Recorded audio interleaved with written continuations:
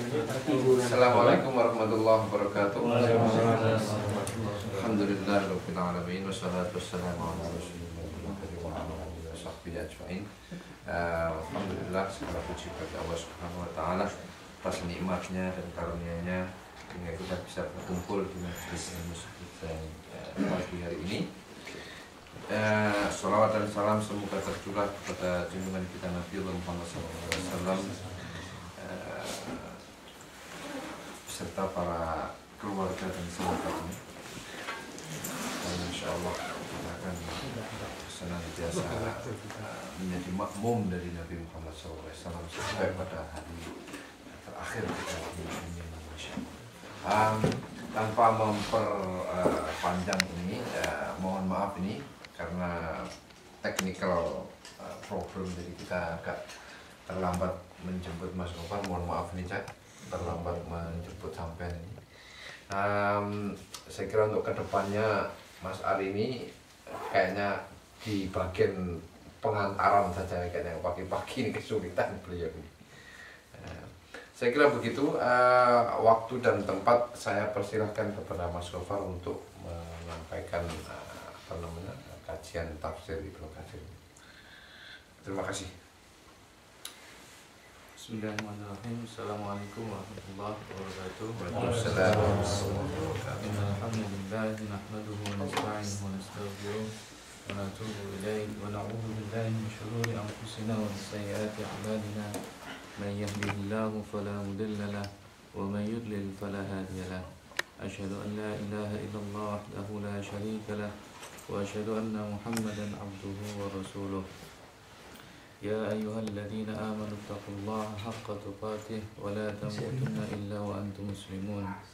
يا أيها الناس اتقوا ربكم الذي خلقكم من نفس واحدة وخلق منها زوجها وبث منهما رجالا كثيرا ونساء واتقوا الله الذي تساءلون به والأرحام إن الله كان عليكم رقيبا. وبعد Bapak-bapak sekalian, alhamdulillah pagi ini kita bisa berkumpul lagi meskipun agak terlambat. Saya mohon maaf karena keterlambatan ini, karena tadi mau naik tram mungkin juga tambah terlambat dan tramnya lama sekali.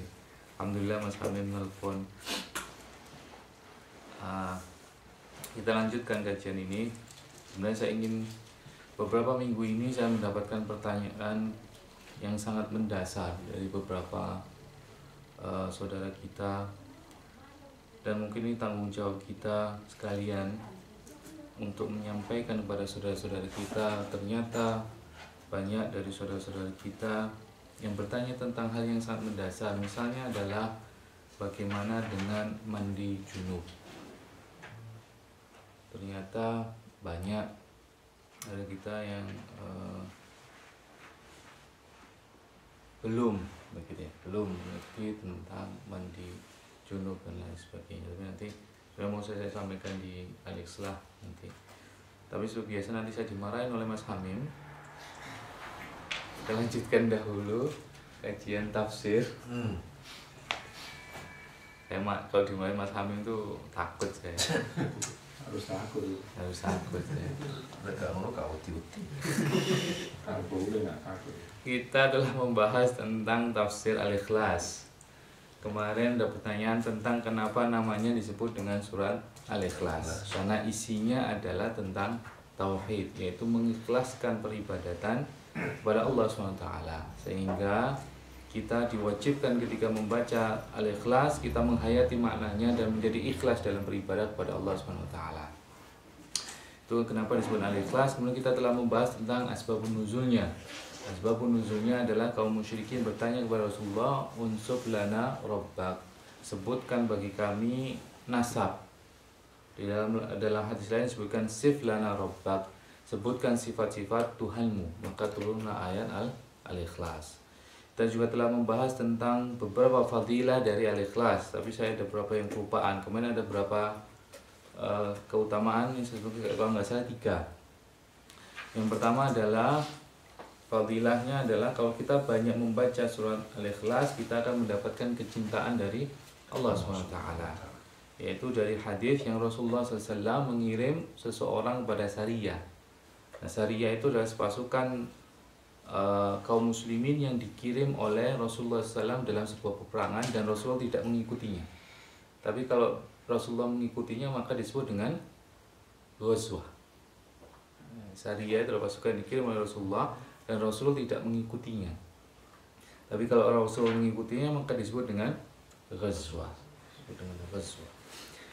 Kemudian mengirimnya Rasulullah untuk seseorang untuk mengimami Sariyah itu, kemudian orang itu selalu membaca dalam setiap rakaat ketika mengimami diakhiri dengan membaca Al-Ikhlas. Kemudian Rasul mengatakan, apa yang kata Rasulullah?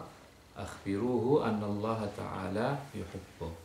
Kabarkanlah pada dia bahwa sesungguhnya Allah mencintainya. Kemudian yang kedua yang mana kita bahas adalah fadilah kedua adalah dengan membaca baca Al-Ikhlas itu ada kita bisa menuju merupakan salah satu jalan menuju ke syurga. Yaitu kemarin hadis dari seorang imam yang ada di Masjid Quba. Masjid yang didirikan oleh Rasulullah SAW pertama kali. Masjid Quba, orang selalu membuka dalam setiap rakaat ketika dia mengimami, dia membaca dengan surat Al-Ikhlas. Kemudian kata Rasulullah, hubbuka iyyaha adkhalaka al-jannah. Kecintaan kamu kepada surat Al-Ikhlas itu akan memasukkan kamu ke dalam syurga.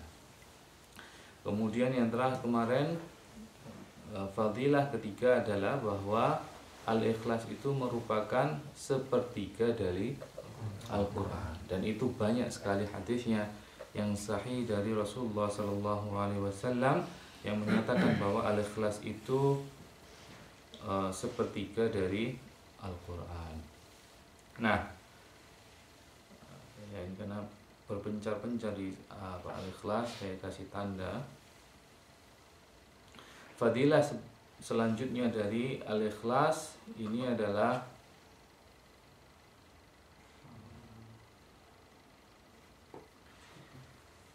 siapa yang membaca surat Al-Ikhlas di dalam doanya, maka insya Allah doanya makbul. Dan sebuah hadis Rasulullah SAW mengatakan, ini ada dari Buraidah, seorang sahabat Nabi SAW, annahu dakhala ma'a Rasulillah sallallahu alaihi wasallam al-masjidah fa idza rajulun yusalli yad'u yaqul Allahumma inni as'aluka bi anni ashhadu an la ilaha illa anta al-ahadus samad alladzi lam yalid wa lam yulad wa lam yakul lahu kufuwan ahad. Qal walladzi nafsi biyadihi laqad sa'alahu bi ismihi al-a'zam alladzi idza su'ila bihi a'ta wa idza du'iya bihi ajab. Jadi ini sebenarnya diriwayatkan oleh Abdullah ibnu Buraidah. Abdullah ibnu Buraidah punya ayah namanya Buraidah. Nah, Buraidah ini bersama Rasulullah SAW masuk ke dalam masjid dan melihat orang setelah selesai sholat kemudian berdoa.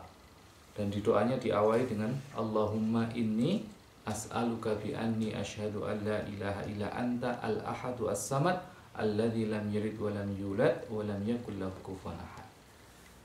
Kemudian Rasulullah berkata, walladzi nafsi biyadihi, dan demi yang jiwaku ada di tangannya, laqad sa'alahu bi ismi al-'azam, sesungguhnya dia telah memohon dengan namanya yang agung, alladzi idza su'ila bihi a'ta, yaitu yang apabila diminta dengannya dengan nama-nama itu maka dia akan memberi, wa idza du'iya bihi ajab, dan apabila dia dipanggil atau dimintai doa ajab maka dia akan menjawabnya.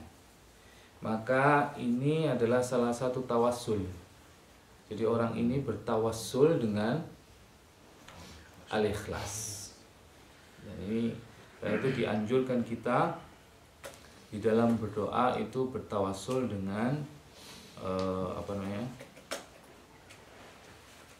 dengan Al-Ikhlas, karena berisi nama-nama Allah, Ismun Al-A'zam, nama-nama Allah yang agung.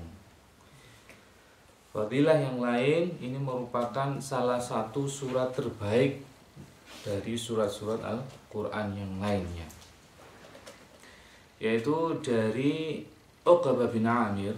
Uqbah bin Amir mengatakan, laqitu Rasulullah sallallahu alaihi wasallam Fa'ibtada'tu fa'akhadtu biyadih. Faqultu ya Rasulullah bima najatul mu'min. Qal ya Uqbah ihris lisanak wal yasa' baituka wabki ala khati'atik. Qal thumma lakini Rasulullah sallallahu alaihi wasallam fa'ibtada'ani fa'akhadha biyadi. Faqal ya Uqbah bin Amir ala u'allimuka khaira thalathati suwarin unzilat fit Taurat wal Injil wal Zabur wal Qur'anil Azim. Qal qultu bala ja'alani Allahu fidaka. Qal fa aqra'ani qul huwallahu ahad wa qul a'udzu birabbil falaq wa qul a'udzu birabbin nas. Thumma qal ya Uqbah la tansahunna wa la tubta laylata hatta taqra'ahunna. Qal fama nasituhunna mundhu qal la tansahunna wa ma bittu laylata qad hatta aqra'ahunna. Qal Uqbah thumma laqitu Rasulullah sallallahu alaihi wasallam fa ibtada'tuhu fa akhadtu biyadihi fa qultu ya Rasulullah akhbirni bi fadailil a'mal. Faqal ya Uqbah sil man qata'aka wa'ti man haramaka wa'arid amman zalamaka. Ini sebuah hadis yang cukup panjang, banyak fadilah faedah dari hadis ini. Yaitu Uqbah bin Amir bertemu Rasulullah SAW. Kemudian Uqbah bin Amir memulai pembicaraan dan mengambil tangan Rasulullah SAW. Kemudian Uqbah bin Amir bertanya kepada Rasulullah, bima najatul mu'min, ya Rasulullah, dengan apa seorang mukmin itu akan selamat? Maka Rasulullah berkata, ihris lisana, jagalah lisan kamu. Wal yasa' baituka, dan luaskanlah rumahmu. Wabki ala khati'atik, dan tangisilah apa-apa yang kamu salah. Assalamualaikum warahmatullahi wabarakatuh.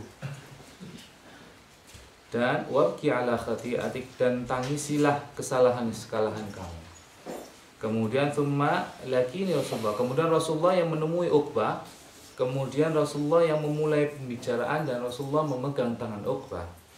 Kemudian Rasulullah berkata, ya Uqbah bin Amir, wahai Uqbah bin Amir, ala u'allimuka khairat thalati suwarin unzilat fit Taurati wal Injil wal Zabur wal Qur'anil Azim. Ya Uqbah bin Amir, maukah kamu aku ajari 3 surat terbaik dari surat-surat yang ada di dalam Al-Quran, baik dalam Al-Quran maupun yang diturunkan di Taurat, di Injil, di Zabur, dan di Al-Quran. Itu surat terbaik yang diturunkan di Zabur, Injil, Taurat, dan Al-Quran Karim. Faqal bala ya Rasulullah, maka Qultu bala ya Rasulullah, si Uqbah berkata, pasti ya Rasulullah, semoga Allah menjadikan engkau tebusannya. Kemudian Rasulullah membacakan kepadaku qul huwallahu ahad, qul a'udzu birabbil falaq, wa qul a'udzu birabbin nas. Kemudian Rasul mengatakan la tansahunna, janganlah kau lupakan ini, wala tubta, janganlah lailata, janganlah kamu tidur pada malam hari, hatta taqra'unna, sampai kamu membaca 3 surat itu. Kemudian Uqbah mengatakan, aku tidak pernah melupakannya. Kenapa? Kan sejak Rasul mengatakan la tansahunna, janganlah kau lupakan itu. Dan aku tidak pernah tidur kecuali aku membaca itu. Kemudian aku bertemu lagi kepada Rasulullah. Kali ini aku yang mengawali pembicaraan dan aku yang mengambil tangan Rasulullah. Kemudian Uqbah berkata kepada Rasulullah, ya Rasulullah, kabarkanlah kepadaku keutamaan amal-amal yang utama. Apa ya Rasulullah amal-amal yang utama? Kemudian Rasul mengatakan, ini susah amalan ini. Silman qata'aka, jalinlah persaudaraan kepada orang yang memutuskan silaturahmi padamu. Wa'ti man haramaka, dan berilah kepada orang yang tidak mau memberi kepadamu. Lawannya semua ini. Wa'rid amman zalamaka, dan berpalinglah kepada orang yang mendolimi kamu. Jadi maafkanlah orang yang mendolimi kamu. Ini merupakan amal-amal yang paling besar yang bisa dilakukan oleh seseorang. Kalau orang bisa melakukan ini, insya Allah ini orang yang ikhlas, karena dia disuruh untuk menjalin silaturahmi kepada orang yang memutuskan silaturahmi kepadanya. Kemudian disuruh memberi kepada orang yang tidak mau memberi kepadanya, dan disuruh memaafkan orang yang menzalimi, karena nafsu manusia itu suka membalas kepada orang yang zalim. Wajar loh, wajar itu. Secara akal itu harus memaafkan Pak Suat. Wallahu a'lam. Mana SB? Itu adalah fadilah-fadilah yang ada di dalam surat Al-Ikhlas. Banyak lagi fadilah, tetapi hadisnya dhaif. Contohnya yang disebutkan oleh Al-Imam Ibnu Katsir, banyak sekali hadisnya. Salah satu contohnya, anna Nabiya sallallahu alaihi wasallam qala, sesungguhnya Nabi sallallahu alaihi wasallam pernah bersabda, man qara'a qul huwallahu ahad asyara marrat, barang siapa membaca qul huwallahu ahad 10 kali, banallahu lahu qasran fil jannah, maka Allah akan membangunkan bagi dia satu istana di surga. Wa man qara'aha 20 marrah, banallahu lahu qasraini fil jannah, barang siapa yang membacanya 20 kali, maka Allah akan membangunkan dia 2 istana di surga. Wa man qara'aha 30 marrah, banallahu lahu 3 qusur fil jannah, barang siapa yang membacanya 30 kali, maka Allah akan membangunkan bagi dia 3 istana di surga. Faqala Umar bin Khattab, maka Umar bin Khattab bertanya, idza la taksuru qusuruna ya Rasulullah, kalau begitu istana kita itu sangat banyak ya Rasulullah sallallahu alaihi wasallam. Ya, baca 300 berarti dapat berapa? 30. Faqala Rasulullah sallallahu alaihi wasallam, maka Rasulullah berkata, Allahu ausa' min dzalika, Allah lebih luas dari yang demikian itu. Ya, Allah maha luas dan bisa memberikan seperti itu. Tetapi hadis ini adalah hadis yang dhaif. Hadis yang dhaif. Dikomentari oleh beliau, hadis ini adalah mursal. Ini mursal. Kemudian hadis lain yang disebut oleh beliau dan disebut oleh beliau isnadud dhaif, isnad yang dhaif, yaitu dari Anas bin Malik an Rasulillah sallallahu alaihi wasallam qal man qara'a qul huwallahu ahad 50 marrah ghufira lahu dzunuba 50 sanah. Isnaduhu dhaif, kata beliau.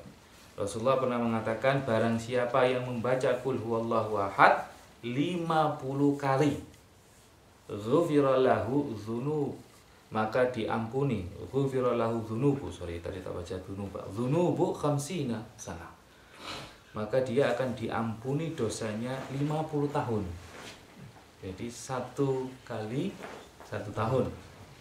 Hadis ini juga dhaif, isnaduhu dhaif, kata beliau, isnadnya dhaif.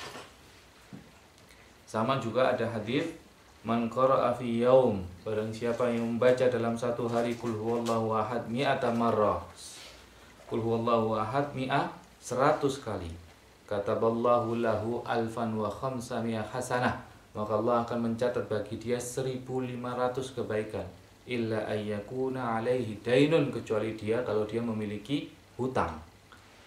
Maka isnaduhu ini juga isnadnya adalah isnadnya dhaif. Banyak sekali hadis yang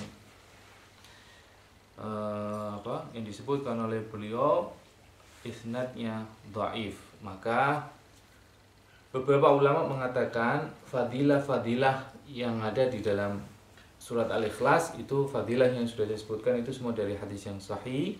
Sedangkan selain itu, kata beliau, ini juga disebutkan oleh Ibnu Katsir, itu hadisnya dhaif. hadisnya dhaif. Apalagi sampai saya pernah ditanya bagaimana dengan membaca Qul huwallahu ahad 1000 kali kemudian berendam dalam air, yang katanya akan bisa bukan kebal, menyembuhkan segala penyakit. Yang ada adalah tambah masuk angin. Ini ada lagi hadis yang dhaif, yaitu membaca Qul huwallahu ahad setiap masuk rumah. An Jarir bin Abdullah qala Rasulullah sallallahu alaihi wasallam man qara'a qul huwallahu ahad hina yadkhulu manzilahu nafati al-faqra an ahli dzalikal manzil wa jiran. Barang siapa yang membaca qul huwallahu ahad setiap masuk ke dalam rumah, maka akan dijauhkan dari kefakiran bagi yang pemilik rumah dan jironnya dan tetangganya. Enak banget ini. Jangan membaca qul huwallahu ahad, maka dijauhkan dari kefakiran bagi pemilik rumah dan tetangganya. Hadis ini juga dhaif. Lalu hadis dhaif lagi, ini bukan dhaif lagi kata beliau. Kata beliau mengatakan ada perawi yang muttaham bil wad'i. Jadi ada perawi yang tertuduh pemalsu hadis. Muttaham bil wad'i. Jadi hadisnya maudhu', hadisnya adalah palsu. Dan kalau kita baca ceritanya kayak cerita pewayangan hadis ini. Yaitu Rasul mengatakan panjang nih. Sami'tu Anas bin Malik yaqul kunna ma'a Rasulillah sallallahu alaihi wasallam di Tabuk. Dari Anas bin Malik mengatakan bahwa kami bersama Rasulullah SAW di Tabuk, jadi pada perang Tabuk.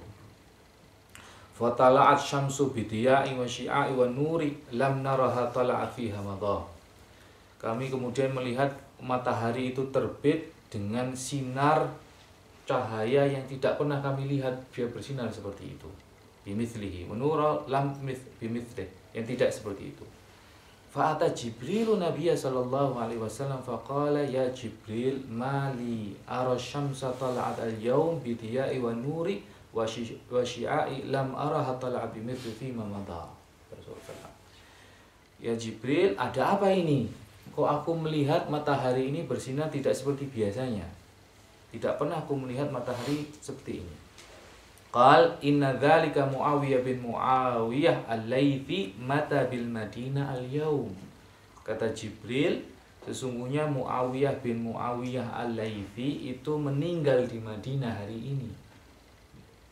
Fa ba'atsallahu ilaihi 70,000 malak yusalluna alaihi. Maka Allah SWT mengurus 70,000, 70.000 malaikat untuk mensolati dia. Jadi matahari itu tertutup dengan apa? Mungkin sinarnya malaikat yang 70.000 itu, sehingga sinarnya itu berlebih pada hari itu. Kemudian Rasul berkata, fa fima dzalik, kenapa begitu? Qal kana yuksiru qira'atah qul huwallahu ahad fil laila wa fin nahar. Karena si Muawiyah bin Muawiyah al-Laythi itu memperbanyak membaca Qul huwallahu ahad dalam malam dan siangnya. Wa fi mamsyahu wa qiyamih wa qu'udih, baik dalam dia berdiri, berjalan maupun dia duduk. Kemudian fahallaka ya Rasulullah an aqbidha laka al-ardha fatusalli alaihi. Maka Rasulullah, kata Jibril, maukah engkau aku ambilkan tanahnya dia, maka engkau sholat ghaib kepadanya. Naam, fasalli alaihi. Kemudian fasalla alaihi, maka Rasulullah sholat ghaib kepadanya, baginya. Hadis ini bukan lagi dhaif, tetapi palsu. Ada hadis lain yang sama dengan ini dan berkaitan dengan meninggalnya Muawiyah. Dikatakan pada waktu itu syajarah akma, pohon-pohon, kemudian daratan-daratan tinggi itu tunduk. Luar biasa ini. Muawiyah bin Muawiyah al-Laythi ini meninggal, kemudian tunduk karena pada saat itu Jibril mengangkat sarirnya Rasulullah, mengangkat tempat tidurnya Rasulullah SAW. Karena Rasulullah ingin melihat si siapa ingin melihat Muawiyah itu dikubur. Nah, ini kan ceritanya agak luar biasa gitu. Ini alhamdulillah hadis ini juga palsu. Itu bukan Muawiyah yang bukan itu. Bukan, ini Muawiyah bin Muawiyah Al-Laythi. Maka disebut Muawiyah bin Muawiyah Al-Laythi. Bukan Muawiyah bin Abi Sufyan. Muawiyah bin Sufyan. Itu hadis-hadis yang dhaif yang berkaitan dengan apa? Al-Ikhlas. Kemudian kita kemarin telah membahas sedikit tentang apa? Kapan-kapan kita dianjurkan untuk membaca Qul Huwallahu Ahad. Bukan berarti bahwa kita tidak boleh membaca Qul Huwallahu Ahad pada waktu-waktu terserah kita dan memperbanyak membaca Qul Huwallahu Ahad, karena ada hadis Rasulullah SAW, ada seorang sahabat Nabi yang semalaman suntuk itu membaca Qul Huwallahu Ahad. Kemudian tetangganya itu mendengar. Kemudian paginya subuhnya si tetangganya itu melapor kepada Rasulullah SAW dengan seakan-akan dia meremehkan apa yang dilakukan oleh tetangganya, sahabatnya itu. Kemudian Rasulullah mengatakan, tahukah engkau bahwa Qul Huwallahu Ahad itu adalah sepertiga Al-Quran? Maka kita dianjurkan untuk memperbanyak membaca Qul Huwallahu Ahad semampu kita. Kita telah bahas dari kemarin itu waktu-waktu, tapi ada waktu-waktu yang dianjurkan kita untuk membaca Qul Huwallahu Ahad. Yang pertama kemarin adalah setelah selesai sholat fardu. Bukan berarti setelah selesai sholat sunnah tidak boleh membaca Qul Huwallahu Ahad. Silahkan kalau memang cinta kepada Qul Huwallahu Ahad untuk membaca Qul Huwallahu Ahad setelah sholat sunnah. Tapi ini ada anjuran untuk membacanya setelah sholat fardu. Kemudian adalah sebelum tidur. Kemudian pagi dan sore hari. Kemudian adalah pada saat sholat sunnah fajar, sholat sunnah fajar dan ba'diyah maghrib. Rakaat pertama kita baca Qul ya ayyuhal kafirun, rakaat kedua kita baca Qul Huwallahu Ahad. Kemudian pada sholat witir, sholat witir, rakaat pertama adalah, kalian tahu ini pertama ditanyakan oleh siapa? Ya, Sabisma Rabbikal itu apa itu surat apa itu? Al-A'la, Al-A'la. Kemudian adalah rakaat kedua Al-Kafirun, yang ketiga adalah Qul Huwallahu Ahad. Pertanyakan Mas apa? Ada hadis yang memang mengatakan Rasulullah menambahnya dengan al-mu'awwidhatain, dengan Qul a'udzu birabbin nas dan Qul a'udzu birabbil falaq. Tetapi riwayat itu lebih kuat yang sabisma rabbil a'la, al-a'la, al-kafirun dan Qul Huwallahu Ahad tanpa mu'awwidhatain. Itu riwayat yang lebih kuat. Itu dalam masalah. Kemudian ada lagi dibaca pada sholat maghrib, tapi khusus untuk hari Jumat. Sholat maghrib, tapi khusus untuk hari Jumat. Yaitu dari Jabir bin Samrah, karena Nabi SAW yaqra'u fi salatil maghrib lailata jumu'ah Qul ayyuhal kafirun wa Qul Huwallahu Ahad. Kalau ada kata-kata kan, karena Nabiyu, berarti itu menunjukkan seringnya Nabi. Berarti itu kebiasaan Nabi SAW. Yaqra'u fi salatil maghrib, di dalam sholat maghribnya malam Jum'ah, Lailah Jum'ah, itu membaca Qul ya ayyuhal kafirun dan Qul Huwallahu Ahad. Setiap hari Jumat, Kamis malam. Bentar. Ya, malam Jumat. Berarti Kamis malamnya, Kamis malam, besoknya Jumat. Bukan Jumat malam tapi malam Jumat. Itu adalah waktu-waktu kita dianjurkan untuk membaca Qul huwallahu ahad. Sekarang kita akan masuk kepada tafsirnya. Berapa menit ini? Lama.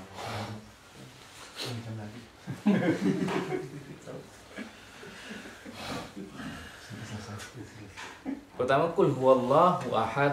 Katakanlah huwa, dia, Allah itu adalah ahad. Katakanlah dia, Allah adalah ahad, witr, satu, esa dalam bahasa kita, esa. Dan ini menunjukkan bahwa Allah SWT inilah inti dari tauhid sebenarnya. Inilah tauhid, bahwa kita mengesakan Allah dalam semua hal, terutama dalam semua ibadah. Dan ini adalah inti dari dakwah para nabi. Kata Allah, "Walaqad ba'atsna likulli ummatin rasulan an i'budullaha wastanibut taghut." Dan telah kami utus nabi-nabi untuk setiap kaum untuk menyeru kepada ani'budullaha wastanibut taghut, untuk menyembah kepada Allah semata, wastanibut taghut, dan menjauhi dari taghut.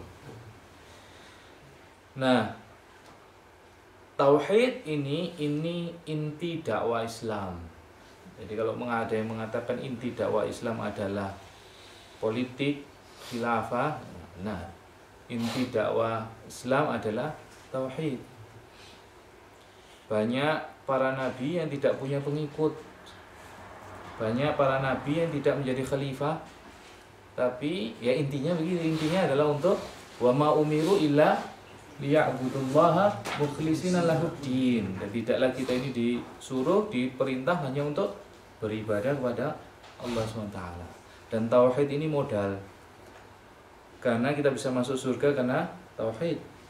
Tetapi kita bisa masuk neraka karena syirik. Lawan tauhid adalah syirik. Dan syirik itu macam-macam. Ada syirik akbar, ada syirik asghar, dan yang paling kecil ada syirik khafi.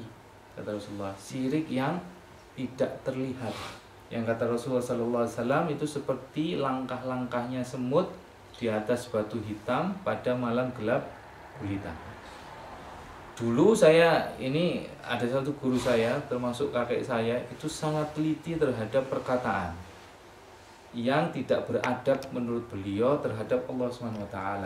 Dan itu ternyata termasuk syirik khafi. Dulu saya nggak mengerti itu. Jadi misalnya, alhamdulillah, nggak pakai alhamdulillah, masih agak kecil ya. Untung tadi saya sama fulan sehingga saya selamat. Atau untung tadi rumah tetangga itu ada anjingnya, karena ada saudara, bukan saudara, di rumah tetangga dekat itu punya anjing yang ditaruh depan rumah, ada malingnya lari.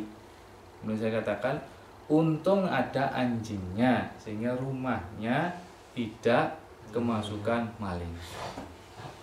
Ini sering kita mengatakan begitu kan, selamat karena apa? Untung ada sopir pinter, ahli, sehingga kita tidak tabrakan. Saya dilarang untuk mengatakan itu, bagi saya waktu itu nggak masuk akal ya. Memang untung apa? Ada anjing di situ, anjingnya menyelamatkan rumah itu dari kemalingan, atau untung sopirnya canggih sehingga tidak jadi tabrakan. Kata beliau, ini tidak beradab, bukan beradab dalam artian bahasa ini, tapi tidak adab kepada Allah SWT. Karena yang menyelamatkan rumah itu bukan anjing itu, tapi sebenarnya adalah Allah SWT. Yang menyelamatkan apa? Orang kita tidak tabrak adalah Allah SWT, bukan sopirnya yang ahli. Sopir anjing itu hanya wasilah perantara kita selamat. Maka kalau ada apa-apa kita bersyukur pada Allah, maka kita ucapkan alhamdulillah taqadarallah. Semua itu adalah takdir Allah, baru boleh kita berterima kasih kepada bukan anjing, orang pilotnya itu pada Allah. Dulu saya nggak mengerti ini, ternyata itu sudah termasuk dalam apa? Syirik khafi, syirik yang kita tidak yang sangat apa? Sangat kecil, sangat remeh. Kita menganggapnya itu remeh. Karena itu Rasulullah SAW menganjurkan kita untuk berdoa. menganjurkan kita untuk berdoa agar apa? Itu menjadi kafarat. Remeh temeh. Tempe. Rasulullah SAW itu menganjurkan kita untuk berdoa sebagai kafarat. Apa doanya? Allahumma inni a'udzubika an usyrika bika ma a'lam. Ya Allah, aku berlindung kepada yang aku bersyirik kepadamu, aku mensyirikkan kamu apa-apa yang aku ketahui. Jadi kita syirik apa-apa yang kita ketahui. Tapi kemudian dilanjutkan wa astaghfiru ma la a'lam, dan aku memohon ampun kepadamu dengan kesyirikan yang aku tidak tahu. Jadi aku berlindung kepada kesyirikan yang aku mengerti. Kesyirikan yang aku mengerti misalnya kita tahu syirik bahwa mengatakan ada Tuhan selain Allah, syirik yang kita mengerti. Kita berlindung kepada Allah dari syirik yang kita tahu. Tapi wa astaghfiru, dan aku memohon ampun kepadamu dari ma la a'lam, dari kesyirikan-syirikan yang aku tidak mengetahui. Karena kita nggak sadar itu. Syirik-syirik yang apa? Khafi, syirik-syirik yang kecil. Itu adalah makna dari kul huwallahu ahad. Dari disebutkan itu yakni huwa al-wahidul ahad alladzi la nadhira lah wala wazira wala nadida wala syabiha wala adil. Wala yutlaqa hadhihi al-lafz ala ahadin fil itsbati illa 'ala Allah azza wa jalla. Bahwa Allah itu adalah satu esa, tidak ada nadhir, tidak ada yang sebanding, tidak ada sebanding, wala wazir, dan Allah SWT tidak membutuhkan pembantu. Ini kesalahan waktu SD, kita diajarkan malaikat itu adalah pembantu. Nggak sadar. Ada wala wazir, dan Allah SWT tidak ada wazir, tidak punya pembantu, tidak butuh pada pembantu. Wala nadid, dan tidak ada yang setara. Wala syabih, tidak ada yang mirip semisalnya. Wala adil, tidak ada yang sepadan. Dan tidak boleh dimutlakkan lafaz-lafaz itu kecuali kepada Allah SWT yang maha tinggi. Itu tentang qul huwallahu ahad. Kemudian Allahu as-samad. Apa itu Allah as-samad? Ada tafsir dari Ibnu Abbas radhiyallahu anhu, yakni alladzi yusmidu al-khalaiqu ilaihi fi hawaijihim wa masailihim. Kata Ibnu Abbas, as-samad itu adalah Allah yang menjadi tempat tumpuan. Kalau kita dalam bahasa Indonesianya apa? As-samad itu tempat apa? Bergantung. Yang makhluk-makhluk itu bergantung padanya fi hawaijihim, dalam hajat-hajat mereka, wa masailihim, dan masalah-masalah mereka. Lalu juga ada dari Ibnu Abbas, ini ada tafsir Ibnu Abbas yang cukup panjang tentang Allah as-samad. Beliau mengatakan huwa as-sayyid alladzi qad kamula fi su'didihi. Dia adalah as-sayyid, penguasa yang sempurna dalam kekuasaannya. Wasyarif alladzi qad kamula fi syarafihi, dan dia adalah maha mulia yang sempurna kemuliaannya. Wal azim, dan dia adalah maha besar, maha agung. Alladzi qad kamula fi azamatih, yang dia adalah sempurna keagungannya. Wal halim alladzi qad kamula fi hilmih, dan dia adalah al-halim, maha penyantun, maha lembut, yang sempurna kesantunannya atau kelembutannya. Wal alim, dan dia adalah maha mengetahui, alladzi qad kamula fi ilmih, yang sempurna dalam ilmunya. Wal hakim alladzi qad kamula fi hikmatih, dan dia adalah al-hakim, maha bijaksana, yang sempurna kebijaksanaannya. Wa huwa alladzi qad kamula fi anwa'i syaraf was su'didihi, dan dia yang sempurna dalam semua hal keagungan, kekuasaan, dan kemuliaan. Wa huwa Allahu subhanah, dan dia adalah Allah yang maha suci. Laisa lahu kufuwan, dan dia tidak punya kufu, tidak punya apa? Sepadan. Wa laisa kamitslihi syai'un, tidak ada yang semisal dengannya. Subhanallahu al-wahidul qahar. Maha suci Allah yang Maha Esa dan Maha al-qahar, Maha pemaksa atau Maha kuasa. Lalu ada beberapa penafsiran, yaitu yang mirip dengan itu, yaitu as-samad dari Ikrimah. Misalnya beliau mengatakan as-samad itu alladzi lam yakhruj minhu syai'un wa la yat'am, yaitu as-samad itu Allah as-samad. As-samad itu adalah yang tidak keluar darinya sesuatu, wa la yat'am, dan dia tidak makan. Ada lagi penafsiran la ajwaf, tidak punya rongga. Artinya Allah SWT itu tidak punya perut, sehingga Allah tidak makan, tidak minum. Karena itu Allah tidak bergantung kepada siapapun. Maka semua makhluk itulah kebalikannya yang bergantung kepada Allah SWT. Itu ada penafsiran walladzi la ya'kulu at-ta'ama wa la yashrabu syarab, dia yang tidak makan dan tidak minum. Ada yang berkata juga nurun yatala'la, itu Allah adalah cahaya yang bersinar dan lain sebagainya. Tapi penafsiran ini yang paling sahih adalah penafsiran Ibnu Abbas dari dua tadi yang beliau sebutkan, karena ini pun penafsiran sahabat. Penafsiran yang lain Ikrimah mirip dengan begitu, bahwa Allah adalah tempat bergantung. Lam yalid, ada yang mengatakan as-samad. Nah, ini juga penafsiran yang kata Imam Ibnu Katsir jayyid, bagus penafsiran ini. Dan disebut as-samad itu dijelaskan oleh ayat setelahnya. Apa yang dimaksud dengan Allah as-samad? Allah as-samad adalah lam yalid wa lam yulad, yaitu Allah yang tidak yalid, tidak beranak, wa lam yulad, dan tidak diperanakan. Kenapa? Karena banyak yang mengatakan Allah beranak. Siapa itu? Kaum musyrikin Quraisy.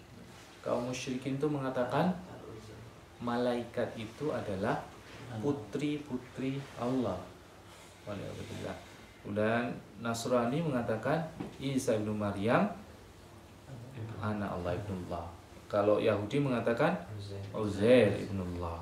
Maka ayat ini menolak konsepsi yang seperti itu. Uzair itu salah satu nabi dari apa? Yahudi. Kemudian diangkat dia sebagai anak Allah.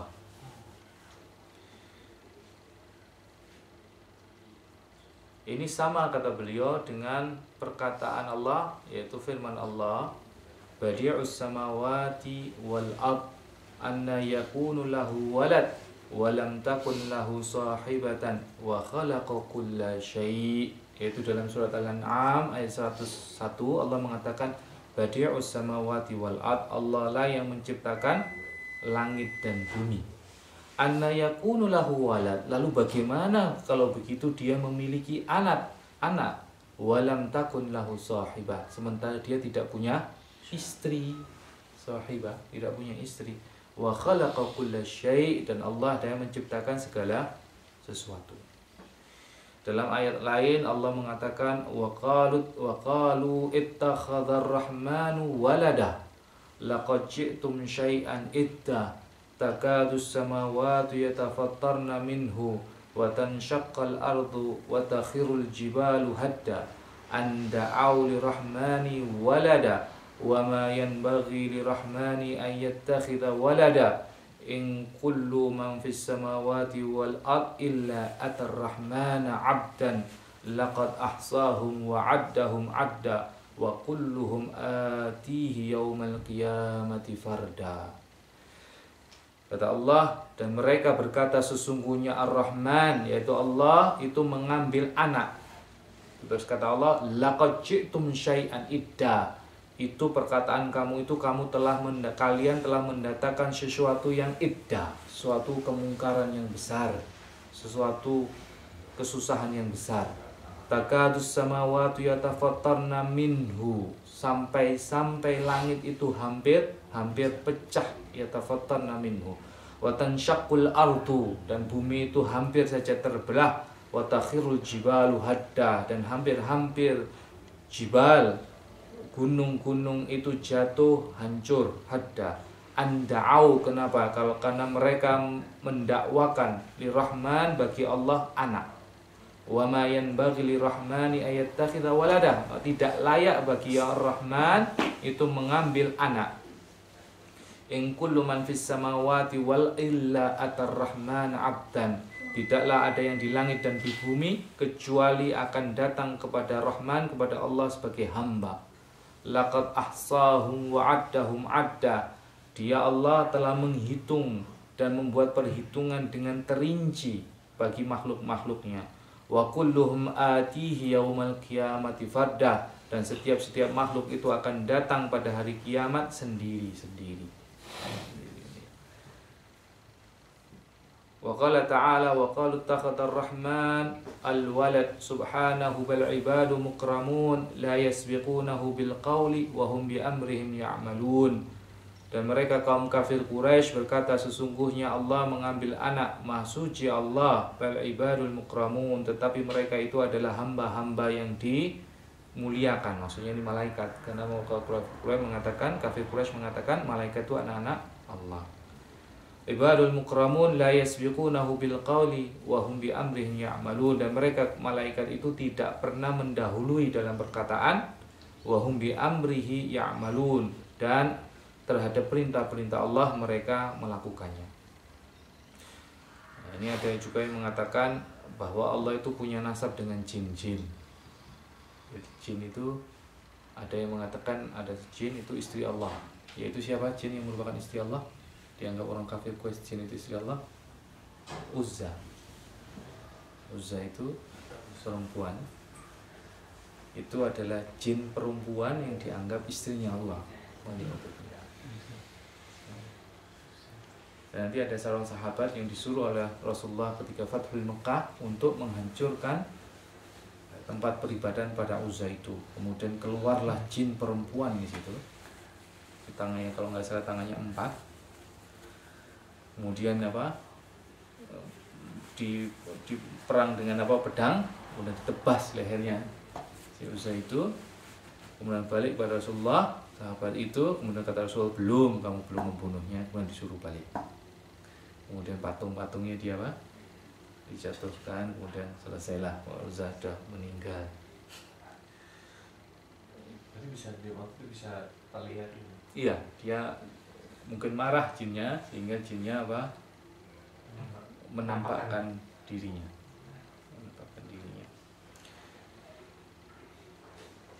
Lalu ada hadis Rasulullah SAW dalam Sahih Bukhari, kata beliau, kata Rasulullah SAW, la ahadu asbaru ala adha sami'ahu minallah, innahum yaj'aluna lahu walada wa hum yarzuquhum wa yu'afihim. Tidak ada yang lebih sabar dari gangguan pendengaran kecuali Allah SWT. Innahum yaj'aluna lahu walada, mereka menjadikan Allah itu punya anak. Wa huwa yarzuquhum, dan Allah lah yang memberikan rezeki kepada mereka, wa yu'afihim, dan memberikan kesejahteraan kepada mereka. Jadi meskipun mereka tidak ada yang lebih sabar dari Allah. Meskipun Allah mendengar bahwa orang manusia itu mengatakan Allah punya anak, tapi Allah tetap memberikan mereka rezeki dan tetap memberikan kesejahteraan bagi mereka. Sabar kan Allah itu? Kalau kita diambil sesuatu sedikit dan marah-marah, nggak diberi lagi. Karena itu dalam sebuah hadis lain, Allah SWT, ini hadis qudsi, Allah pernah mengatakan, kadzdzabani ibnu Adam. Ibnu Adam itu, anak-anak Adam itu mendustakan aku. Walam yakun lahu dzalik, dan aku tidak semikian itu, tidak yang seperti mereka dustakan. Wasyatamani walam yakun lahu dzalik, dan mereka itu mencaci maki aku, dan aku tidak sedemikian itu. Fa amma takdzibuhu iyaya fa qawluhu lan yu'idani kama bada'ani wa laysa awwalu khalqi bi ahwana alayya min i'adatih. Kata beliau, fa amma takdzib, kata Allah SWT, fa amma takdzibuhu iyaya, maka pendustaannya mereka kepadaku, faqauluhu, perkataan mereka. Dari perkataan mereka itu, apa perkataan manusia yang mendustakan Allah? Lan yu'idani kama bada'ani. Allah SWT tidak akan mengembalikan kita manusia itu kepada seperti nantinya, bada'ani, seperti kami diawalkan.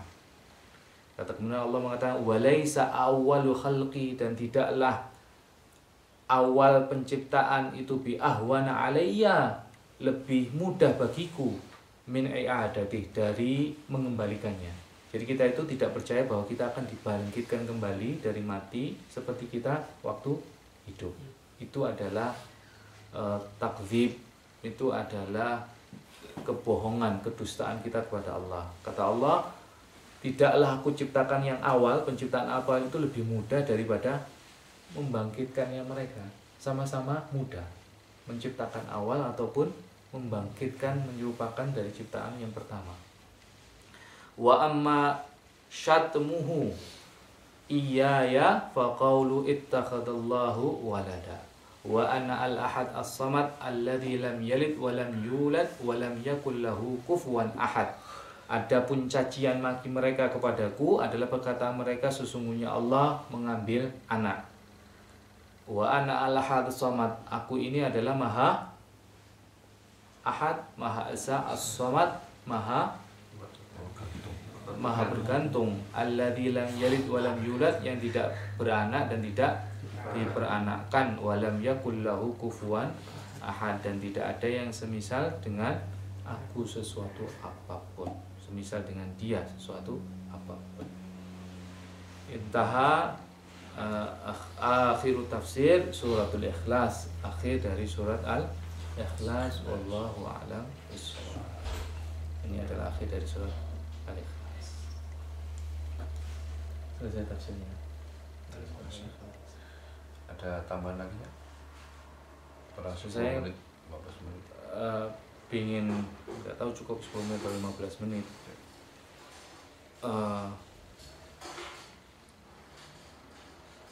Tentang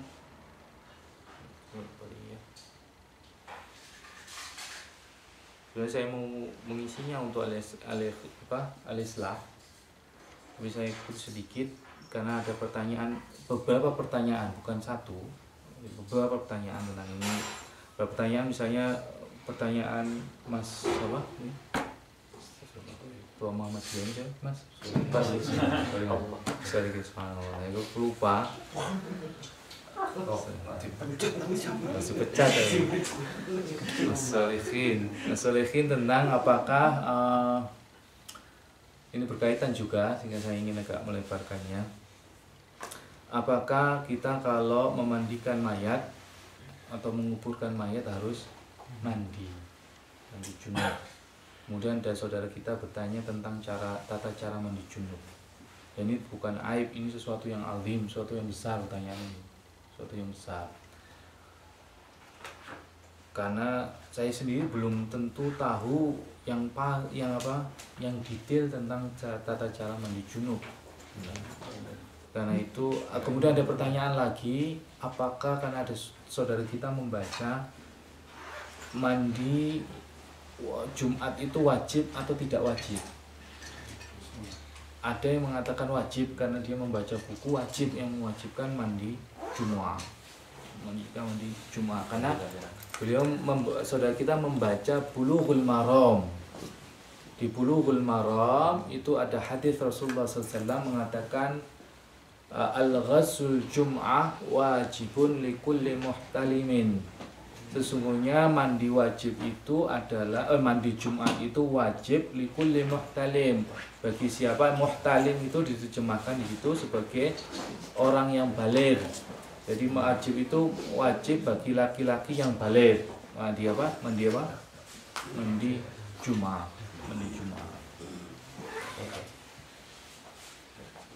Kita baca aja beberapa hal yang oleh Al-Imam Syaukani itu diwajibkan kita mandi dan disyariatkan kita mandi. Ini untuk menjawab semua pertanyaan itu. Al-Imam Syaukani mengatakan, mata yajibu al-ghusl, kapan diwajibkan al-ghusl? memajukan mandi itu ini ada yang membaca al-ghazal, ada yang membacanya al-ghuzl. Huzli atau ghaz. U-nya di dhamma atau di fathah.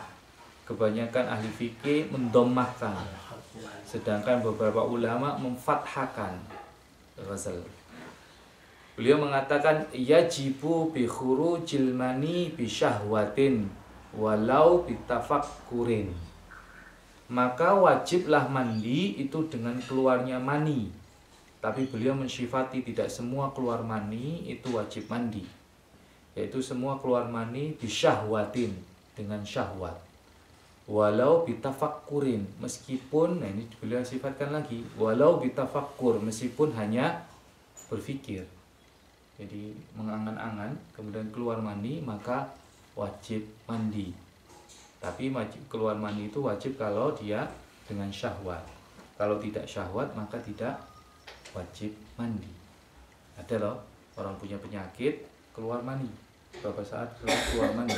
Jadi dia punya syahwat, dengan mengeluarkannya tidak dengan syahwat maka tidak wajib mandi. Yang pertama. Yang kedua, wa bi iltiqai khitanaini. Susah nih kalau kepencet ini.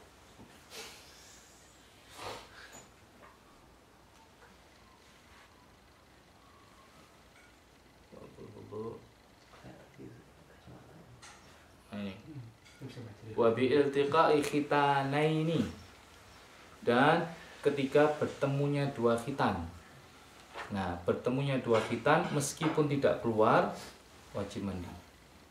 Kalau bahasa fikih yang lainnya itu walaupun menenggelamkan meskipun sedikit. Kata al-ghamis, menenggelamkan walaupun sedikit. Wa bi inqita'il haid wan nifas, dengan selesainya haid dan nifas. Itu yang keberapa? Khurujul mani bisyah, keluarnya mani, ketemunya dua khitan, inqita'il haid nifas, setelah selesainya haid dan nifas. Wa bi ihtilam ma'a wujudi balalin, yaitu mimpi ma'a wujudi balal, mimpi dengan wujudnya basah. Tapi kalau mimpi tidak ada basah tidak wajib mandi. Jadi mimpi yang gitu, mimpi enak itu, mimpi enak, tapi tidak basah, maka tidak wajib mandi. Ma'a wujudi balal, dengan wujudnya balal. Wabil mauti, dan dengan mati. Maksudnya adalah orang yang meninggal wajib kaum muslimin untuk memandikan. Wabil Islam, dan dengan Islam, orang masuk Islam. Memang ada banyak ikhtilaf di sini dari kaum ulama. Ini ijma kita kalau keluar mani dengan syahwat wajib mandi. Itu dalam Al-Quran, ada yang hafal ayatnya, wa in kuntum junuban fatahharu, dan apabila kamu keadaan junub maka bersucilah. Kemudian ada dalam ayat lain apa itu, wala ala junubin illa abirin sabili, sabil ya, illa abirin sabil. Dan orang-orang yang junub itu diterjemahkan tidak boleh masuk masjid kecuali hatta taktasilu, tidak boleh masuk masjid kecuali jalannya saja hatta taktasilu, sampai dia mandi, sampai dia mandi. Ini salah satu, ini ada dalil-dalil kita diwajibkan mandi. Kemudian Rasul SAW mengatakan al-ma'u ma'al ma', air itu dengan air. Maksud Rasulullah SAW adalah kalau keluar air, mandi itu dengan keluarnya mandi. Mandi itu dengan keluarnya mandi. Tapi ini ikhtilaf, apakah orang haid, orang yang junub boleh masuk masjid atau tidak, ini ikhtilaf. Apakah orang haid dan junub boleh membaca Al-Quran, ikhtilaf. Apakah orang haid dan junub boleh menyentuh Al-Quran, ini juga ikhtilaf. Akan panjang lebar kalau dijabarkan tentang itu. Yang penting ini untuk menjawab itu. Jadi ada beberapa hal yang kita diwajibkan mandi. Ada berapa itu berarti?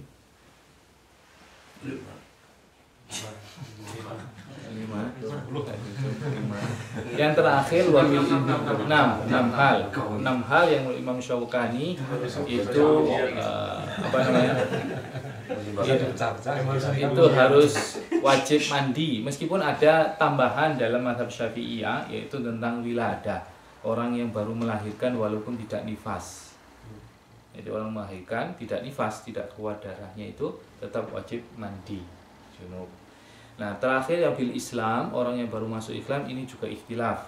Mazhab Syafi'i tidak wajib, tapi sunnah. Kalau mazhab Imam Ahmad wajib mandi. Jadi, Imam Syafi'i tapi memberikan syarat. Wajibnya orang wajib masuk Islam mandi, itu syaratnya adalah dia wajib mandi dengan syarat ketika masuk Islam dia memang lagi junub, lagi keluar dan belum mandi. Karena mandi ada dua, ada mandi cukup dan mandi sempurna. Lalu kemudian kalau Imam Abu Hanifah tidak wajib mandi secara mutlak. Imam Abu Hanifah tidak wajib mandi secara mutlak karena menurut beliau ada hadis orang masuk Islam maka terbersihkan semua sebelum dia masuk Islam. Udah bersih, terbersihkan dengan syahadatnya itu, maka dia tidak wajib untuk mandi. Kalau Imam Ahmad mutlak harus mandi. Ini adalah ikhtilaf tentang Islam, tapi Imam Syaukani memilih wajib mandi untuk orang yang masuk Islam. Nah, ada perkataan yang menarik dari beliau Imam Syaukani ini untuk yang lainnya, wa yushra'u li salatil jumu'ah walil idaini waliman ghassala mayyita walil ihrami walidukhuli Makkah. Beliau tidak mengatakan, tidak memberikan kata wajib. Kalau tadi itu wajib, al-ghazlu wajib, tapi ini mengatakan yusra', disyariatkan li sholati jum'ah, untuk sholat yang Jum'ah, walil idaini, dan untuk id, waliman ghazala mayyita, dan barang siapa yang memandikan mayit, walil ihram, dan orang yang memakai baju ihram, walidukhuli Makkah, dan orang yang masuk ke Makkah. Kenapa kata-kata yusra? Ini beliau teliti karena ada yang mengatakan ini ikhtilaf yang sangat banyak. Kalau tadi beberapa hal ikhtilafnya nggak banyak, banyak kan ijma, keluar mani ijma kita wajib mandi, tapi ini tidak, ini ikhtilafnya banyak, lebih banyak daripada itu. Misalnya sholat Jum'ah wajib atau tidak wajib. Ada ulama yang mewajibkan, ada ulama yang tidak mewajibkan. Di Bulughul Maram, kalau dibaca Bulughul Maram itu tanpa syarahnya bingung. Karena hadis pertama wajib, hadis kedua tidak wajib. Jadi hadis pertama itu adalah dalam salat Jumat, al-ghusl Jum'ah wajibun likulli muhtalimin. Mandi Jumat wajib bagi yang orang baligh. Tapi hadis yang kedua Ibnu Hajar Al-Asqalani mencantumkan hadis Rasulullah SAW, wa liman ghazala itu afdol, barang siapa yang sholat mandi Jumat afdol, lebih baik, maka tidak wajib. Jadi ada yang menganggap wajib, ada yang tidak menganggap tidak wajib. Ibnu Taimiyah mengambil hal yang tengah untuk masalah Jumat ini. Beliau mengatakan, kalau Ibnu Qayyim jelas mengatakan sunnah muakkadah, sunnah yang ditekankan. Kalau Syekhul Ibnu Taimiyah di tengah. Beliau mengatakan ada kalanya wajib, ada kalanya tidak wajib. Kapan wajib yang kita sholat Jum'ah? Hukum dasarnya beliau mengatakan sunnah. Tetapi kita wajib sholat Jumat ketika kita bau dan kita takut bau itu mengganggu saudara kita. Karena dalam ayat beliau berdalil, ada ayat Allah SWT mengatakan walladzina yu'dzunal mu'minina wal mu'minati bighairi mahtasabu faqad ihtamala buhtanan wa itsman mubina. Orang-orang yang menyakiti kaum mukminin dan mukminat, orang mukmin laki-laki dan perempuan, bighairi mahtasabu, dengan sesuatu yang tidak dia lakukan dari orang yang kita sakiti itu, faqad ihtamala, maka dia telah membawa beban, faqad ihtamala buhtanan, kedustaan, wa ithman, dan dosa mubinan yang jelas. Maka menyakiti kaum mukminin itu dosa. Maka kalau kita bau habis kerja atau apa gitu ya, kemudian takut nggak pakai minyak wangi misalnya, itu kan mengganggu sekali. Apakah itu hanya untuk sholat Jumat? Nah ini kita lihat tidak sholat Jumat saja, tapi ihram waktu dukhuli Makkah, waktu masuknya Mekah, kemudian waktu miqat, setelah jalan miqat, sa'i dan lain sebagainya. Kata beliau, ini adalah dianjurkan mandi untuk tempat-tempat yang banyak manusia, tempat berkumpulnya manusia. Ini kan disyariatkannya ini untuk tempat-tempat yang banyak berkumpulnya manusia. Kalau kumpulnya sedikit, kita kan ya wajar, cuma 2 orang, 3 orang, nggak bau dikit, cincai lah, apalagi teman. Tapi kalau teman makin, karena mungkin sedikit teman mungkin masih bisa apa? Mafhum, maklum gitu ya. Kalau orang banyak, sholat Jumat orang banyak, kemudian apa? Nggak pakai minyak wangi, wah kali. Ambune. Bomnya kayak gitu kan. Itu sholat wajib biasa? Enggak, sunnah saja. Ada beberapa hal yang disunahkan yang lain untuk mandi, sholat. Kemudian adalah mau menggauli istri. Jadi Rasulullah itu kalau menggilir istrinya pada malam, setelah istri ini digauli mandi, kemudian balik ke istri lain mandi. Supaya apa? Ya wangi, kasihan istrinya. Ini adalah hal-hal yang lain yang disunahkan untuk mandi. Untuk mayit, ini untuk menjawab pertanyaan Mas Solihin gitu ya. Ada hadis Rasulullah SAW dari Abu Hurairah, man ghassala mayyita falyaktazil, barang siapa yang memandikan mayit maka hendaknya dia mandi. Wa man hamalahu falyatawadda, dan barang siapa yang mengangkat mayit, membawa mayit, falyatawadda, maka dia apa? Berwudu.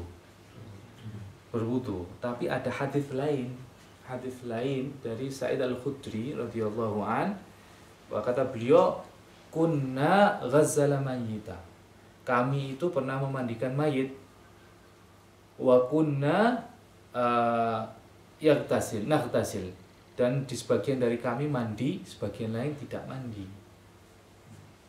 Maka sebagian ulama tidak mewajibkan mandi untuk memandikan mayit. Karena ada sebagian ulama, Al-Albani misalnya itu mengkritik hadis dari ini. Hadis apa? Man ghazala mayyita falyaghtasil wa man hamalahu falyatawadda. Ada kelemahan di dalam hadis ini. Hadis yang sahih dari Sa'id Al-Khudri itu yaitu apa? Sebagian dari kami mandi, sebagian tidak mandi. Maka untuk mengatakan wajib agak berat. Maka yang mungkin lebih kuat adalah sunnah muakkadah bagi yang memandikan mayit untuk mandi. Setelah memandikan mayit. Setelah memandikan mayit, jangan waktu mandikan ikut mandi. Sebelum. Airnya belum. Harus air ya.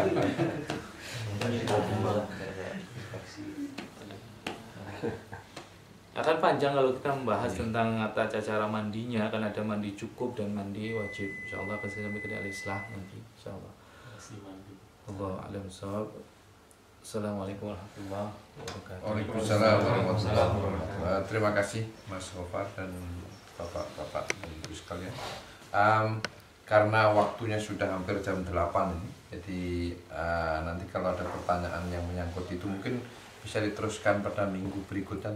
Ya, kalau bisa mungkin mandi yang bagaimana yang cukup dan bebas. Penting terutama bagi saudara-saudara kita yang memang sedang apa namanya, Yang mau praktikum. yang banyak mandi begitu kira-kira. Yang lebih suka mandi kan. Pada winter ya. Jadi saya kira gitu. Nanti kalau ada pertanyaan yang kiranya ini, saya kira ini masalah fikih itu kadang-kadang memang perlu kita hilangkan apa namanya, perasaan yang mungkin ada tabu begitu. Ya. Karena memang kadang-kadang penting kita mengetahui hal-hal yang paling detail gitu. Walaupun memang kita nggak biasa membahasnya gitu. Kalau dulu kami di pesantren itu wah lebih vulgar daripada itu. Lebih vulgar gitu. Jadi ya karena anak-anak ya barangkali ya begitu. Tapi itu penting. Jadi kalau misalnya ada yang tidak enak, barangkali nanti bisa ditanyakan lewat ini lah. Terima kasih sekali Mas Gofar, dan terima kasih kepada Bapak yang membawa makanan gitu. Semoga menjadi amal bagi Bapak Ibu sekalian di hari kemudian insya Allah. Kemudian sebelum saya tutup, ada beberapa hal pengumuman. Ini pertama nanti ada apa namanya, ada youth gathering ini di surau kita bagi bapak-bapak, ibu-ibu yang ada anak youth, mau silahkan dibawa ke sini sekitar jam 4 gitu. Kemudian juga mungkin sebelum ini juga saya minta bantuan bapak-bapak untuk cleaning up ini. Jadi setelah ini nanti kita makan, nah setelah makan nanti kita kerja sebentar gitu. Tidy-up di sekitar sini, di mungkin ada yang vacuum, ada yang di bathroom, ada 2 bathroom itulah kira-kira. Kita mungkin juga ada yang di outside itu, yang mungkin ada karpet-karpet lama yang tidak kita ini kan gitu barangkali, untuk kita kumpulkan satu tempat, nanti kemudian kita masukkan di trailernya Mas Ari, semoga aja available itu, kemudian nanti saya tak bawa ke apa namanya, tip gitu. Yang dibuang saya. Kemudian yang kedua, ini pengumuman yang kedua lagi juga apa namanya, kita ini sudah running di sini, kayaknya kita butuh bantuan juga dari teman-teman yang mungkin ingin apa namanya, membantu kelancaran apa namanya, kegiatan pengajian Sabtu pagi ini. Mungkin nanti saya akan mintalah, semoga tidak keberatan untuk ikut membantu kita di surau kita menangani kegiatan ini agar kita bisa konsentrasi kegiatan yang lain gitu. Dan insya Allah kalau ini sudah jalan, kemudian tinggal mengumumkan, kemudian mengarrange siapa yang jadi imam, yang jadi apa namanya, penjemputnya dan lain sebagainya gitu. Mungkin teman-teman tidak keberatan gitu. Kemudian kita bisa memasukkan mencari program lain yang kita bisa develop lagi gitu. Saya kira itu saja. Ada nih, ada pengumuman nanti. Itu ya yang manasik haji itu ya. Oh iya, nah hari ini. Oh iya. Oh iya, nggak tahu kalau ada yang berminat atau enggak. Hari ini seharian dari jam 9.30 sampai sore itu ada tanya jawab presentasi berikut manasik haji dengan Raudhah di Westol. Jadi bagi yang berminat silakan datang. Dan besok dari jam 1 sampai jam 3 itu dengan Labaik. Jadi program MCP pada tahun ini adalah insya Allah sesudah 3 minggu lalu itu dengan Jasmine. Minggu depan insya Allah kita bisa memutuskan kita akan menggunakan biro jasa yang mana, apakah Raudhah, Labaik atau Jasmine. Dan insya Allah kalau sudah diputuskan maka kita akan sama-sama menggunakan biro jasa tersebut untuk naik haji tahun ini. Alasannya kenapa kita sama-sama bisa itu adalah barangkali kita bisa dapat bonus kalau 10 orang yang pergi dapat 1 gratis tiket, bisa kita bawa imam kita sendiri, itu tujuannya. Mungkin tambahan satu lagi adalah IMCC kita apa namanya sudah punya program dan insya Allah akan sudah kita dapatkan. Kita sudah menyewa masjid surau di sini dan insya Allah bulan Juli kita akan settlement dan awal Juli tahun ini kita akan pindah ke surau kita yang baru. Saya mengundang secara resmi dan mengundang secara personal juga kepada kawan-kawan untuk ikut bergabung dengan kepanitiaan IMCC karena kita butuh lebih banyak lagi orang gitu. Jadi untuk kawan-kawan yang masih sungkan, enggan atau bagaimana datanglah bergabung untuk membantu bagaimana surau kita ini kita jadikan, kita nyatakan. Jadi mungkin kepada kawan-kawan yang belum kayak Iman, Novian, Rizky yang belum pernah datang itu mohon datang supaya kita sama-sama pikirkan bagaimana ke depannya. Karena tanpa kita semuanya nggak jalan. Ya, semuanya ini kita kerjakan karena memang kita bersatu, kita mengerjakannya sama-sama. Kalau sendiri-sendiri nggak jalan. Jadi meeting AMCC itu adalah sekali 2 minggu, fortnightly. Hari Minggu jam 3 sampai jam 5. Jadi hari Minggu ini tidak ada, insya Allah hari Minggu depan itu akan ada lagi. Oh iya, di skip 1 Mei nanti ada lagi kita meeting. Jadi saya mengundang untuk kalau bisa datang kita pikirkan sama-sama. Gitu. Saya kira itu aja. Terima kasih. Terima kasih sekali. Kita akhiri pertemuan kita ini dengan bersama-sama membaca suratul Al-Asr bersama-sama. Alhamdulillah.